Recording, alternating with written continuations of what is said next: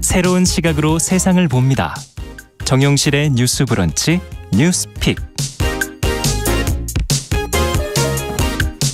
네, 정용실의 뉴스 브런치도 새해 첫 번째 월요일에 인사드립니다. 자, 새해에도 뉴스 브런치 변함없이 들으시면서 응원해 주시길 또 기대를 하고요. 언제든지 여러분들의 의견 청취하도록 하겠습니다. 유튜브 콩앱 라디오로 들으시면서 의견 보내주시기 바랍니다. 자, 뉴스픽으로 문을 열어보죠. 먼저 전혜연 우석대 개공 교수님 어서 오십시오. 안녕하세요. 전예현입니다. 네, 조으론 변호사님 오늘은 전화로 연결을 해보겠습니다. 안녕하세요. 네, 안녕하세요. 조으론 변호사입니다. 네. 자, 오늘 첫 번째 뉴스는 한 달 전쯤에 나온 쉬운 판결문이라는 것이 지금 꾸준히 잔잔하게 화제가 되고 있어서 어떤 내용인지 판결 내용이 무엇이길래 어떤 사건이었길래 궁금증이 생깁니다. 그 내용 조 변호사님께서 좀 정리를 해 주시겠어요? 네, 벌써 한 달 전에 발표된 판결문이었는데요. 네. 지난 12월 2일 서울행정법원에서 청각장애인인 원고가 서울 강동구청을 상대로 제기한 장애인 일자리 사업 불합격 취소 소송이었습니다. 네. 여기에 대한 1심 선고였는데요. 원고 같은 경우에는 청각장애인이었고요. 중증 청각장애인들이 충분한 면접 지원을 받지 못하는 이런 문제가 채용 절차에서 있었다. 그렇기 때문에 일반인들과 좀 차별을 받았다며 이제 강동구청의 불합격 처분을 취소해달라고 소송을 제기한 건데, 네. 재판부에서는 이게 평등 원칙을 위반한 절차상 위법이 있다고 인정하긴 어렵다면서 이제 원고 패소 판결을 했습니다. 근데 이 원고 패소 판결이나 아니면 이 채용 절차에서 뭐가 평등의 원칙이 위반된 것이 아니냐, 이런 게 지금 문제가 된 게 아니라요. 네. 화제가 된 거는 판결문이 쉬웠다라는 겁니다. 원고 패소의 판결문이. 네. 판결문은 우리가 일반인들이 보셨을 때는 조금 뭔가 어렵잖아요. 문장들이 그렇죠. 네. 문장도 이제 보통 이제 주문이라고 해서 그 판결문의 가장 핵심적인 결론 부분이 서술돼 있고 그 이후에 이제 판결을 왜 이렇게 했는지 판결 이유가 설시가 되어 있는데, 네. 보통 주문에 있어서는 원고가 청구한 것을 재판부에서 받아들였는지 받아들이지 않았는지 이 부분과 관련해서 원고의 청구를 인용한다 또는 원고의 청구를 기각한다. 맞아요. 이렇게 하고 이제 시작이 되거든요. 예. 이 판결문은 원고의 청구를 기각한다. 근데 괄호하고 이제 안타깝지만 원고가 졌습니다. 이렇게 풀이가 되어 있는 겁니다. 네. 누가 봐도 굉장히 쉽죠. 기각이라는 단어보다 원고가 졌습니다. 일반인들이나 아니면은 문해력이 조금 약하신 분들도 이 문장만 보고도 내가 이런 결론을 재판부에서 해줬구나라는 걸 쉽게 받아들이실 수가 있을 텐데요. 네. 이렇게 주문만 이렇게 한 것이 아니라 판결문 이쪽부터 한 5쪽까지 쉬운 말로 요약한 판결문의 내용이라는 제목을 달아서 짧은 요약문을 또 이 판결문에서는 실어줬습니다. 이 요약문을 보면 재판부가 이런 점을 유심히 살폈다라거나 아니면 이런 부분을 고민했다라는 표현을 넣어서 재판의 쟁점을 이제 짚어줬어요. 그리고 일상적인 대화법으로 작성이 되다 보니 다른 판결문보다 훨씬 읽거나 아니면 이해하는 게 쉬웠다라는 거죠. 그렇겠네요. 그리고 이제 보통 우리가 판결문을 보면 글로만 이렇게 설시가 되는데요. 예. 이 판결문에는 참고 그림도 이제 첨부가 됐습니다. 여기에서의 쟁점이 이제 평등의 원칙을 위반했는지 안 했는지 여부였는데, 예. 이제 그림이 2개가 설시가 됐습니다. 예. 키 작은 사람과 키 큰 사람이 똑같은 높이의 발판 위에서 축구를 관람하는 모습. 예. 이거는 이제 기회의 평등이에요. 왜냐하면 똑같은 높이의 발판이라는 게 이제 기회의 평등이라는 것을 이제 설명을 한 것이고, 네. 키가 작을수록 좀 더 높은 발판 위에 서서 이제 눈높이가 같게 맞춰주는 그런 그림이 있었는데, 네. 그걸 이제 결과의 평등이라고 이제 설시를 하면서 평등에는 이렇게 기회의 평등도 있고 결과의 평등도 네. 있다. 재판부가 이 그림을 설시한 이유가 모두가 똑같은 높이의 발판에 서 있었다면 이거는 평등 원칙의 위배가 된다. 그러니까 어느 정도는 이제 결과의 평등을 추구를 하는 것을 우리가 살펴야 된다. 이런 것들이 쟁점이었다. 이런 것을 설명하기 위해서 이제 그림까지 있었던 건데, 이런 판결문을 이제 이지 리드 방식을 차용했다라고 합니다. 네. 이 말은 뭐냐면은 쉽게 읽을 수 있는, 예. 쉽게 읽혀지는 방식을 시도한 이제 판결문이라고 하는데, 뭐 청각장애인분들 아니면은 정신장애인분들 아니면 문해력이 조금 낮으신 분들 네. 이런 분들은 사실 비장애인이나 일반인들에 비해서 복잡한 글을 읽기가 굉장히 어려우시잖아요. 예. 그렇기 때문에 일상적인 단어나 직관적인 표현 그리고 짧고 간단한 문장으로 정보를 알리는 방법이고요.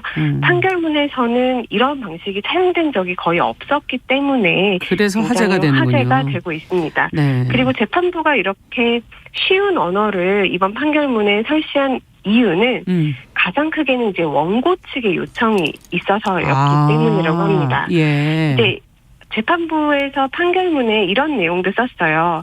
원고께서는 2022년 10월 22일자 탄원서를 통해서 알기 쉬운 용어로 판결문을 써달라라고 이제 재판부에다가 요청을 하셨다라고 합니다. 그리고 또 장애인 권리협약이나 유엔의 권고 의견에 따라서 이렇게 쉽게 쓰는 것은 장애인의 당연한 권리다. 그렇기 때문에 판결문의 엄밀성을 해치지 않는 범위 내에서 최대한 쉽게 판결 이유를 작성하도록 노력했다라고 판결문에서 또 밝혀줬다고 합니다. 네. 지금 말씀해 주신 뭐 이지리드 쉬운 판결문 널리 알리고 뭐 칭찬할 일이라는 생각도 들지만 어찌 본다면 이거 당연한 거 아닐까 하는 생각도 들기도 하고 이렇게 항상 어렵게 써야 되나 하는 생각도 들기도 하고요.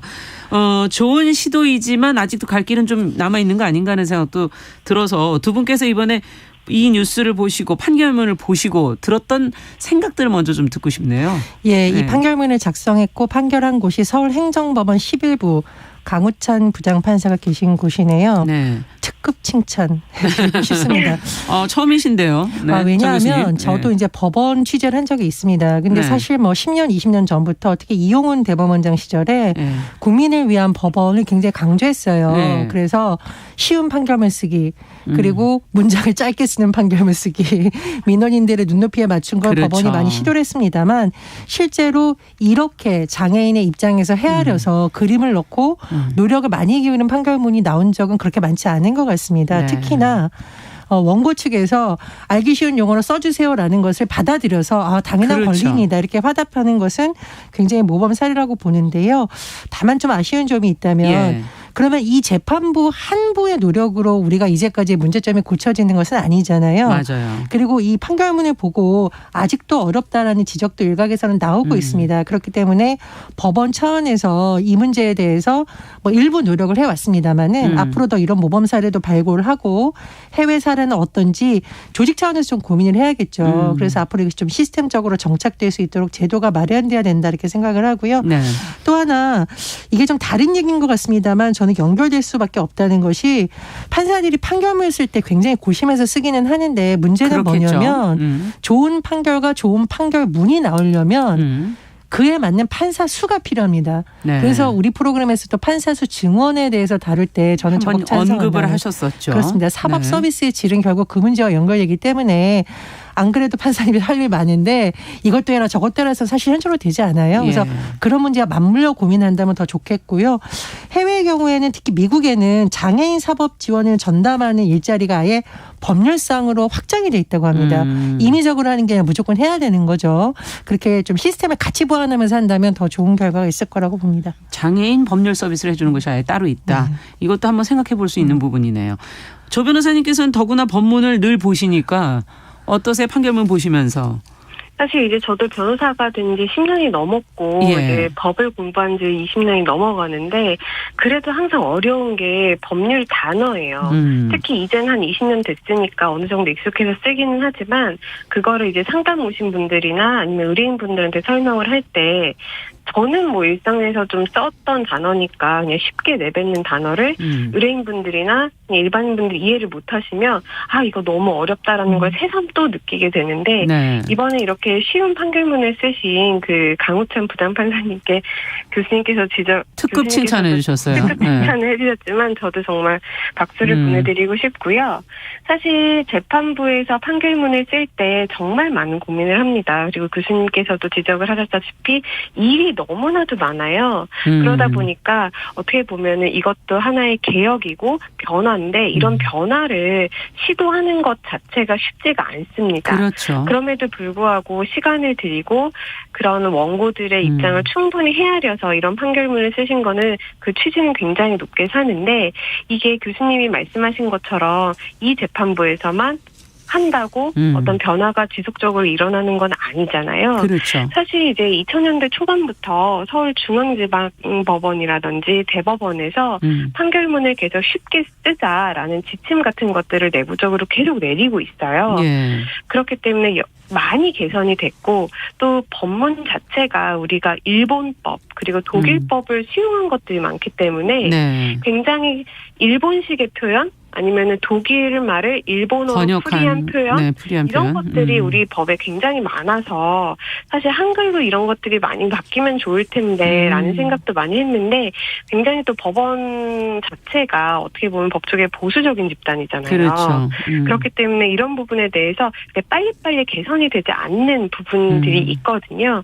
그런데 이런 것들이 개선이 돼야 되는 것이 이제 일반 국민분들이나 아니면은 장애인분들 아니면 인지가 조금 낮으신 분들 이런 모든 국민들이 사법 정보에 접근을 하기 위해서는 그렇죠. 이런 글을 읽을 수 있고 글을 이해하는데 어려움이 없어야 되거든요. 네. 똑같은 한글을 쓴다고 하더라도 이해하기가 어려우면 거기에서 또 정보의 벽이라든지 차이가 생겨서 정보를 수용하고 이해하는데 어떤 격차가 생겨버리면 그렇죠. 그거는 또 다른 사회적인 약자를 양산을 할 수 있는 부분이기 때문에 이거는 재판부도 노력을 해야 하는 것이고 국민들도 이런 점들을 좀 더 적극적으로 노력을 하고 어필을 해야 될 필요성은 있다고 생각을 합니다. 네. 자, 이번에 원고 쪽에서 탄원서를 내서 이제 이게 나온 것이다라는 그 배경 설명을 해 주셨는데 애초에 이런 요구가 없더라도 이해할 수 있도록 되어진다면 얼마나 좋을까 하는 그런 생각을 한 번 더 안 해볼 수가 없거든요. 앞서도 이것을 좀 쉽게 쓰려는 노력을 해왔다. 2000년대부터 그런 얘기 이제 조 변호사님께서도 해 주셨는데 어떻게 구체적으로 어떤 노력을 해야 될까요? 그래야 좀 더 바뀔까요? 예. 우리 서울중앙지방법원에서 2016년에 내부적으로 그 판사들한테 판결문 작성 지침서를 만들어서 돌렸던 적이 있었어요. 아, 작성 지침을? 네. 그 안에 이제 내용을 보면 한 문장은 3줄을 넘기지 말고. 아, 이건 글쓰기에 사실 기본인데요. 사실 네. 글 쓰시는 분들은 이게 너무 기본이다. 간결하게 표현을 해야 이해가 잘 되고 잘 쓴 글이라고 그렇죠. 하지만 저도 옛날 판결문을 보면 문장 하나가 2페이지가 되는 것들도 있습니다. 아. 마침표를 한 페이지를 넘어가서 찾게 되는 그런 문장들이 되게 각광을 예전에는 받았었나 봐요. 예. 그러다 보니까 읽기가 굉장히 어려운 거죠. 그렇기 때문에 그 2016년도에 서울중앙지방법원에서 한 문장이 3줄을 넘지 말아라 이런 내부적인 지침을 세웠던 적이 있고 또 이제 어려운 한자어를 일상어로 대체하라 이런 식으로 이제 한자 대신엔 좀 한국말 또 이제 그림이나 목차를 넣는 방법으로 판결문의 구성을 알기 쉽게 하라 이러한 지침들을 내렸는데 예. 사실상 이게 뭐 강제력이 있는 건 아니고 지침이다 보니까 이거를 뭐 지키시는 분들도 있고 아닌 분들도 있어서 아직까지 이 변화의 바람이 그렇게 세지는 그렇죠. 않았었는데 이번에 이런 판결이 나온 이후에는 조금 더 이런 부분들을 검토하는 판결문이 많이 나오지 않을까 기대를 해봅니다. 네, 노력들을 하고 있고 작성 지침 같은 것은 있지만 이게 이제 보편화되려면 앞서도 인력과 시간 뭐 이런 부분도 해결돼야 되고 구체적으로 또 어떤 노력이 더 필요할까요? 제가 아까 되게 주목한 부분이 판결문에 그림을 넣어주셨잖아요. 아마 이게 법적인 개념에서의 평등을 어떻게 적용해야 될지 재판부가 고민을 했고 무엇보다 재판을 하게 해달라고 하니 원고 측, 이 장애인분의 눈높이에서 가장 쉽게 왜 이런 판결이 나왔고 재판부는 이렇게 판단을 보여주기 위해서 그림을 넣은 겁니다. 저는 왜 아까 특급 칭찬이라고 했냐면 단순히 용어만 쉽게 쓰려고 노력을 한 게 아니라 이 판결문에 있는 재판의 당사자의 눈높이에서 했다는 점에 굉장히 주목을 한 거고요. 해외 사례 좀 찾아보니까 영국 대법원에서 예전에 2021년에 한 건데요. 발달 장애인이 아마 당사자인 사건이었나 봐요.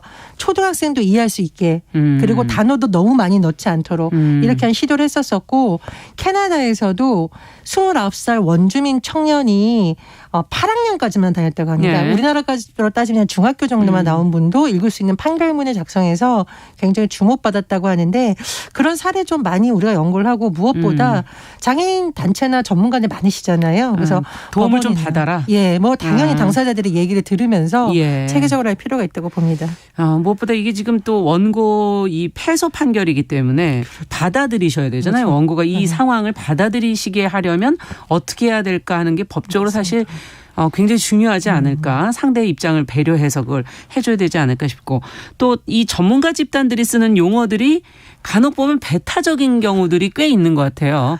그 이해할 수 없는 언어들로 벽을 쳐서 전문가들만의 어떤 이해도를 높이는 그런 부분도 앞으로 좀 인식 전환이 좀 필요하지 않을까 하는 생각도 좀 들거든요. 이 부분은 어떻게 보십니까? 두 분께서는 간단하게 좀 얘기해 주신다면요. 법 같은 경우에는 이제 저는 법문을 많이 쓰니까 어느 정도 이해가 가능해서 뭐 그건 이해를 한다 쳐도 사실 의학적인 용어는 제가 봐도 정말 모르거든요. 최근에 이제 작년에 저희 이제 할머니가 아프셔가지고 제가 병원을 모시고 다녔던 적이 있는데 거기 의료 진료 차트를 보면 거의 다 영어로 써 있어요. 그리고 굉장히 필기체로 써 있다 보니까 그것만 봐서는 이게 무슨 병명이고 어떤 치료가 이루어졌는지 전혀 모르겠더라고요. 맞아요. 근데 사실상 이제 사람이 말을 하고 글을 쓰고 하는 거는 자기가 알아보려고 뭐 자기가 하고 싶은 말만 하기 위해서 하는 것이 아니라 상대방을 소통하고 상대방을 이해하고 설득시키고 이렇게 하려고 우리가 말을 하고 글을 쓰는 거잖아요. 그렇죠. 이런 소통을 위해서는 상대가 내 말을 잘 이해할 수 있는지 상대가 내 말을 잘 들을 수 있는지 이런 부분을 가장 중점적으로 생각해야 된다라는 것을 하면 권위주의는 다른 곳에서 세우면 되고요. 용어를 쉽게 해서 상대방과 의사소통이 잘 되고 좀 더 설득이 잘 되고 이해가 잘 되는 그런 사회적인 현상, 사회적인 변화가 좀 자리를 잡았으면 좋겠습니다.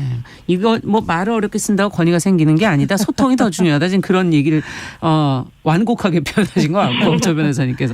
어떻게 보세요, 정 교수님께서는? 예, 최근에 한 언론 기사를 보니까 미술관에 나오는 용어들이 굉장히 어려운 경우가 많습니다. 그것도 그래요. 한자와 영어가 섞여 있거든요. 그래서 그런 걸 굉장히 쉽게 푸는 노력을 해서 주목을 받았다라고 하는데 예를 들면 자신의 머리와 목을 본뜬 캐스트를 만들고 막 이런 표현을 머리카락을 하나로 표현했다 이렇게 쉽게 한다라고 하는데 아까 표현해 주신 쉽게 읽게 하는 것이 이제 사회적으로 굉장히 화두라고 합니다. 그래서 뭐 미술관, 의학계, 법조계뿐만 아니라 우리도 프로그램에서 다룬 적이 있습니다. 공약도 맞아요. 형식도 쉽게 하라. 정치도 마찬가지죠. 그렇습니다. 용어도 쉬워야 되지만 장애인들이 만약에 청각장애인이면 다른 방식으로 시각장애인이면 점자를 읽을 수 있게. 그렇게 보면 경제도 사실은 마찬가지라는 생각도 들기도 하네요. 각 분야에서 이렇게 좀 쉽게 읽게 하는 방식을 많이 요즘 도입을 하고 있다는데 무엇보다 법원의 판결문은 당사자들이 이해를 할 수 있어야 되니까요. 이런 시도 전 진짜 특급 칭찬합니다. 0989번님께서 법조계의 세종대왕 아니시냐. 판결문, 법률용어 어렵고 이해가 안 되는데 이런 걸 널리 이해할 수 있게 쓰여졌으면 좋겠다. 이렇게 이제 적어주셨어요. 많은 분들이 바람직한 변화다라고 얘기를 또 해주시네요. 김성현님께서는 아무래도 다른 데도 외래어 중심의 용어가 너무 많은 거 아니냐 이런 지적해 주시면서 너무 또 전문가 영역을 다 침범하는 거는 또 문제가 있다라는 반대되는 또 의견도 주셨습니다. 자, 두 번째 뉴스로 좀 가보죠. 어제가 이제 새해 첫날이었고 오늘이 이제 이튿날인데 어제 윤석열 대통령이 신년사를 발표를 했습니다. 그 내용을 저희가 또 들여다볼 내용들이 있는지 좀 주목하기 위해서 정 교수님께서 내용을 좀 먼저 좀 설명해 주시죠. 예, 윤석열 대통령의 올해 신년사 오전 10시 방송 생중계를 통해서 발표됐고요. 네. 크게 보자면 두 가지 주제입니다. 한 주제는 경제위기 극복과 성장에 대한 부분이고 또 하나는 올해 국정과제 핵심 과제라고 주장하는 노동, 교육, 연금 이른바 3대 개혁에 대한 내동입니다. 여기서 이제 노동개혁이 굉장히 주목을 받고 있는데요. 윤 대통령은 노동시장을 유연하게 바꾸는 것, 노사 및 노도관계의 공정성을 확립하는 것을 강조를 했고요. 또 노동시장 이중구조를 언급했습니다. 직무 중심 네. 성과급제, 예. 이 기업 그리고 귀족 강성노조가 타협해 연공서열 시스템에 매몰되는 기업에 대한 정부 지원 역시 차별해야 된다 이렇게 주장을 했고 예. 노사 법치주의를 강조하기도 했습니다. 네. 교육과 관련해서는 고등교육 권한을 지역으로 과감하게 넘기겠다라는 방향성을 제시했고요. 연금 개혁에 대해서는 공론화를 통해서 입법하겠다라는 방향성을 제시했습니다. 윤 대통령이 신년사에서 가장 강조했던 내용을 꼽으라면 기득권 타파가 아닐까 이런 해석이 나오는데 네. 기득권의 집착은 집요한데 기득권과의 타협은 쉽고 편한 길이지만 우리는 결코 작은 바다에 만족한 적이 없다 이렇게 언급하기도 했습니다. 네. 다만 이제 역대 대통령의 신년사와 비교했을 때 빠진 것은 예를 들면 협치나 대북 관계에 대한 부분이 보통 들어가는데 그런 부분은 빠졌다 이런 분석도 나옵니다. 네, 그렇군요. 자, 앞서 두 가지로 주로 요약을 해주셨고 경제 위기와 성장 그리고 노동교육 연금 개혁 부분으로 크게 이야기가 나눠진다. 이 중에서도 지금 이제 가장 이제 기득권 타파라는 것이 전체 주제이고 개혁 중에서는 노동 개혁을 좀 더 강조했다라는 얘기를 해주셨어요. 자, 어떻게 보십니까? 이것에 대해서 의견들이 지금 좀 갈리는 것 같은데 두 분 생각을 좀 들어보죠. 먼저 조 변호사님 설명부터 좀 들어볼까요? 네, 항상 어떤 신년사라든지 대통령의 연설이 이제 발표가 되면은 어떤 단어가 많이 나왔느냐가 이제 그 신년사나 연설문의 키워드다라고 말씀들을 많이 하시는데 그렇죠. 예. 이번에 보면 이제 경제가 11차례, 그리고 수출이라는 단어가 6차례나 나왔어요. 네. 굉장히 많이 나온 거거든요. 네. 그렇기 때문에 윤석열 대통령은 이제 2023년에 경제를 살리겠다라는 것을 가장 중요한 쟁점으로 다루고 있다라는 것을 우리가 알 수가 있을 것 같고요.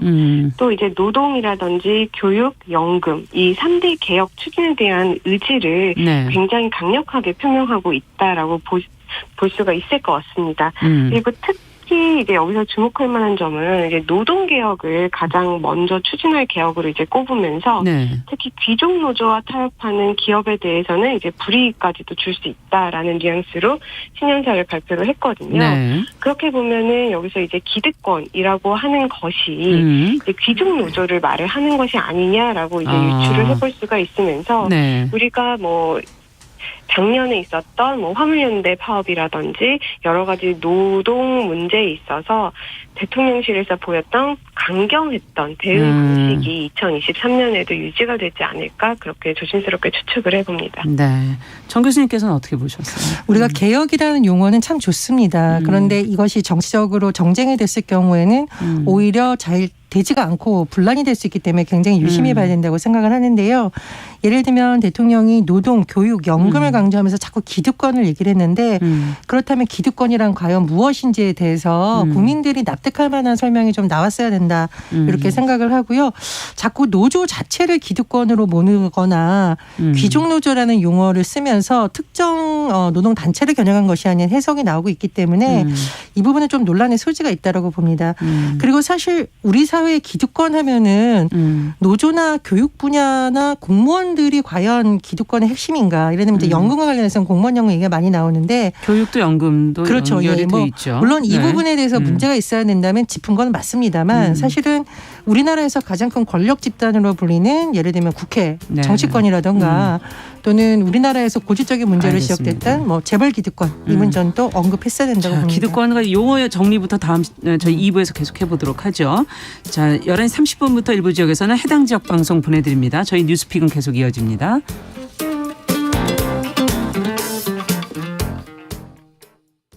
지금 시각은 11시 30분입니다. KBS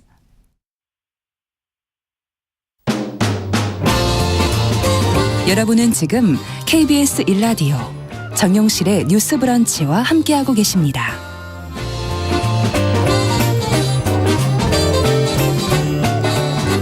네, 정용실의 뉴스 브런치 뉴스픽 윤석열 대통령의 신년사에 관한 이야기 나누고 있습니다.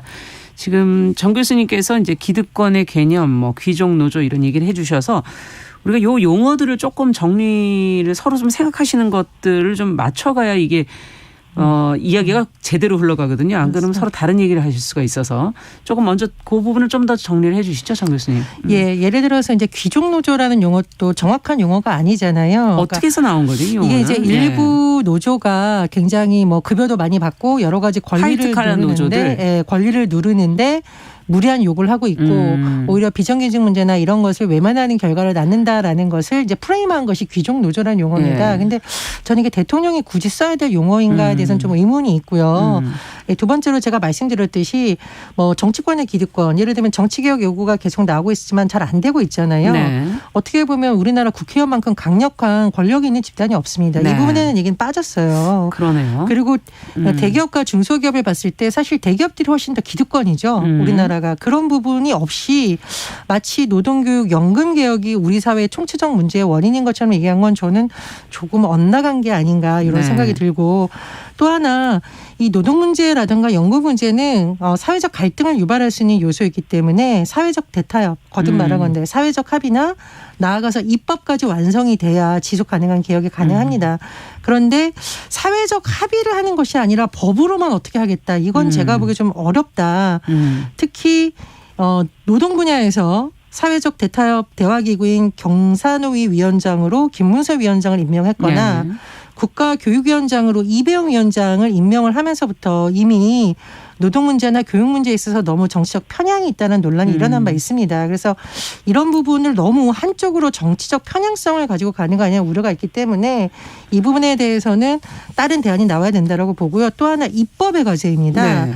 입법의 과제가 되지 않으면 결국 이것은 말로만 주장하는 개혁에 그칠 수가 있는데 입법이 돼야 된다. 그렇습니다. 이 여소야도 국면에서 어쨌든 협치가 잘 안 되고 있고 이번 신년사에서도 협치는 없었어요. 네. 그래서 그런 부분이 여전히 과제로 남아 있다 이렇게 지적을 하고 싶습니다. 네, 어쨌든 사회적 합의라든지 입법이라든지 이런 것이 결국은 상대의 마음을 사서 협치를 끌어내야지만 이루어지는 것 아니겠는가라는 지금 지적을 해주셨어요. 조 변호사님께서는 어떻게 보십니까? 일단 그 기득권 관련해서는 뭐 윤 대통령의 신년사를 보면은 그냥 노동 쪽에서의 기득권을 이제 타파하겠다라고 이제 강력하게 말씀을 하신 걸로 보입니다. 그런데 교수님께서 지적을 하셨다시피 기득권이라는 것이 노동 쪽에만 있는 것이 아니라 사회 전반적 전 분야에 있죠, 뭐. 네. 있는 거거든요. 그렇기 때문에 그런 부분을 말씀하지 않으신 부분은 굉장히 아쉽고 사실 지금 경제가 많이 힘들고 그것 때문에 이제 서민들이 힘들고 민생이 어렵기 때문에 이런 경제개혁, 노동개혁, 연금개혁 필요합니다만은 이와 더불어서 자칫 배제가 될 수 있는 사회적 약자는 우리가 어떻게 보호할 것이며 앞으로 어떻게 동행할 것인지 이런 부분도 좀 같이 얘기가 됐으면 좀 신년사의 이야기가 됐으면 좋지 않았을까라는 아쉬움이 좀 남습니다. 네. 어쨌든 조금의 개혁이 필요한 부분은 있는 것이지만 어려움이 있는 시기니까 더 다른 배려해야 될 대상들을 조금 더 돌아보는 그런 시선도 있었으면 좋았겠다라는 얘기를 해 주셨어요. 자, 신년 기자회견을 역대 대통령들이 쭉 하셨는데 앞서도 이번 취임 이후에 처음 맞는 새해 아닙니까? 기자회견은 없었던 거죠? 예, 기자회견은 없었습니다. 예, 그리고 신년사 발표도 이제 취재진이 없이 진행이 됐다 이렇게 얘기가 나오고 있는데 이 부분에 대한 지금 언론의 비판도 나오고 있거든요. 이 부분은 어떻게 보십니까, 두 분께서는? 저는 윤석열 대통령이 취임 초기에는 소통의 의지가 굉장히 했다라고 굉장히 여권에서 주장을 할 거라고 봅니다. 왜냐하면 청와대 이전이 논란에도 불구하고 한 것도 국민의 목소리를 듣겠다. 쓴소리도 듣겠다라는 취지였고 도어 스태핑을 강행했던 것, 출근길 문답 형식의 일문일답을 한 것도 그런 취지였는데 지금 보면 도어 스태핑이 중단이 됐죠. 그리고 신년 사가 아니라 보통 신년 기자회견을 역대 대통령들이 해왔었는데 또 안 했습니다. 네. 그렇다 보니 대통령이 그냥 하고 싶은 말만 하고 쓴소리나 어떤 국민들 입장에서 듣고 싶은 질문은 너무 외면하는 건 아니냐는 지적이 나올 수밖에 없다고 생각을 하고요. 네. 그리고 최근 언론 보도를 보니까 12월 20일에 청년 간담회 때 한 200명 정도 청년들이 참석을 했어요. 예. 저는 시도는 할 수 있다고 보는데 이 인사들 대부분이 대선 캠프 참여 인사들이다. 그러니까 지지자들만 좀 모은 것이 아니냐고 해서 이걸 청년 간담회라고 할 수 있느냐. 지금 대선 후보가 아닌 대통령이라면 좀 반대되는 의견을 가지거나 네. 대통령에게 좀 쓴소리를 하는 사람들도 와야 청년 간담회 취지가 살았다는 지적이 나오거든요. 같은 맥락에 있다고 봅니다. 네. 조 변호사님께서는 어떻게 보십니까? 네, 이번에 이제 신년 기자회견 없이 이제 그냥 신년사만 발표를 했는데 이 부분에 대해서는 조금 많이 아쉬운 부분이 있다라고 생각을 하고요. 더군다나 윤석열 대통령이 초반에 가장 외치셨던 소통하는 대통령으로서의 모습을 보이시기 위해서는 도어 스태핑이라든지 여러 가지 루트를 통해서 좀 국민들과 소통을 하셨으면 좋겠고 또 대통령으로서 어떤 법으로 처벌을 하고 규제를 하고 이런 것뿐만이 아니라 이제 정치를 하셔야 되는 거잖아요. 그렇죠. 정치라는 거는 이제 협치이고 상대방을 설득하고 대화 타협이라는 것을 좀 더 중점적으로 해서 국정을 좀 챙기셨으면 하는 바람입니다. 네. 소통이라는 게 참 힘든 건 사실이지만 그래도 또 이것은 정치에서 가장 중요한 부분이 아닌가 하는 생각도 드네요. 자, 뉴스픽 조론 변호사 그리고 전혜영 교수 두 분과 함께 살펴봤습니다. 말씀 잘 들었습니다. 감사합니다. 감사합니다. 감사합니다. 남성의 입장에서 여성의 입장을 이해하는 그래서 사실 이 역지사지의 태도가 한국 사회로 지금 필요한 것이 아닌가. 그 어떤 사람들은 삼루에서 태어났으면서 자신이 삼루타를 친 것처럼 생각하며 살아간다라는 말이 있어요. 해충이다, 이충이다. 이거는 네. 순전히 사람의 그 잣대로 이야기를 하는 거예요. 곤충이 우리 사람보다 몇 억 년 먼저 지구에 나왔거든요. 세상을 보는 따뜻한 시선. 정용실의 뉴스 브런치. 네, 정용실의 뉴스